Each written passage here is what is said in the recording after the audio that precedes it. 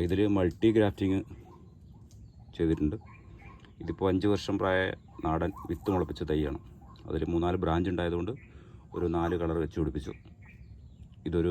ഒരു മാസം പ്രായമായി, ഗ്രാഫ്റ്റ് ചെയ്ത് 1 മാസം പ്രായം.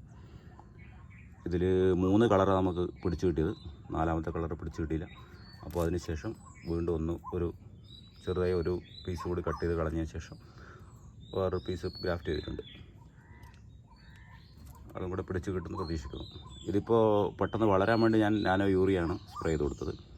ഇനിയിപ്പോൾ ഇതിന് നാനോ DAP രണ്ടും കൂടി നാനോ DAP നാനോ യൂറിയും കൂടെ മിക്സ് ചെയ്ത് സ്പ്രേ ചെയ്ത് കൊടുക്കും. മൈക്രോ ന്യൂട്രിയൻസ് ആയിട്ട് സാഗരിക, ഐഫ്കോൻ്റെ സാഗരിക സ്പ്രേ ചെയ്ത് കൊടുക്കുന്നതാണ്.